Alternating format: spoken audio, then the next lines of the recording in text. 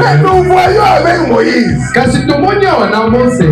quand ils étaient dans le désert, c'était la colonne de feu qui les conduisait la nuit. Les enfants d'Israël suivaient le mouvement de la colonne de feu. Et la colonne de feu les éclairait pendant la nuit. Ça dans la Bible. Donc, c'est que c'était vraiment une lumière. Mais voyons après le départ de Jésus, nous reviendrons à notre colonne de feu. Mais c'est toujours la colonne de feu dont on parle ici. Nous allons lire dans Actes au chapitre 9. Ici, Paul était un pharisien.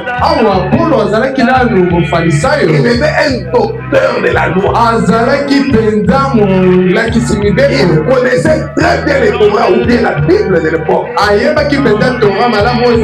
Et Paul avait fait la théologie pharisienne.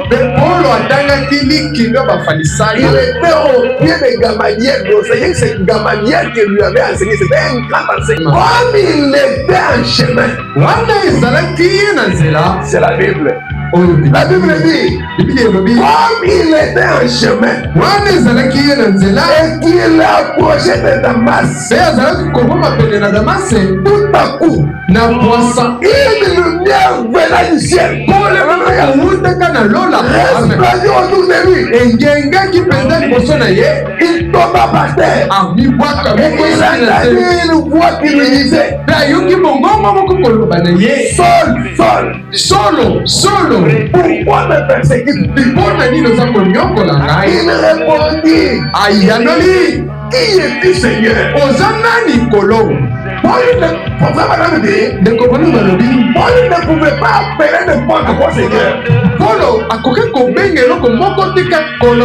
Parce qu'il était docteur de la loi. Paul savait ce que la couronne de feu. Et quand il a vu la chose, il a dit, ça c'est la couronne de feu. Ça c'est le Seigneur. Qui est le Seigneur, celui que je persécute? Et le Seigneur dit, je suis Jésus que tu persécutes. Lui allait pour arrêter les gens au nom de Jéhovah. Alors que le Jéhovah là c'était Jésus. Mais Jéhovah c'est l'Ancien Testament. C'est Jésus dans les Nouveaux. Alléluia. C'est la même personne changeant de forme. Quand le frère Branham entre en profondeur de la chose, il dit que la colonne de feu n'est pas Dieu. Il dit qu'il y a un être qui vit dans la colonne de feu. C'est lui. Personne ne peut le voir.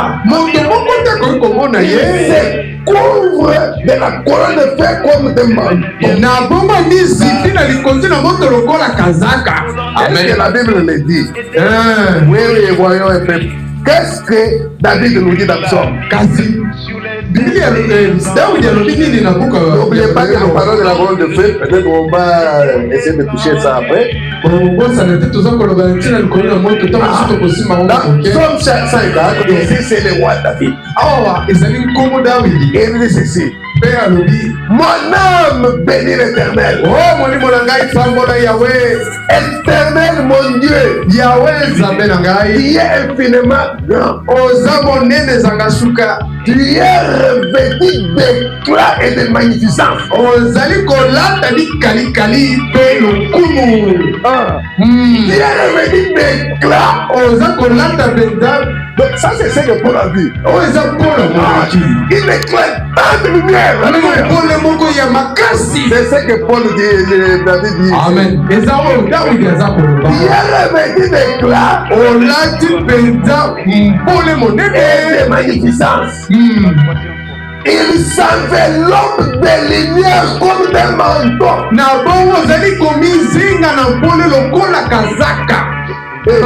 Amen, amen. C'est-à-dire que Dieu porte la lumière comme quelqu'un qui porte la vie. mutalete na ba.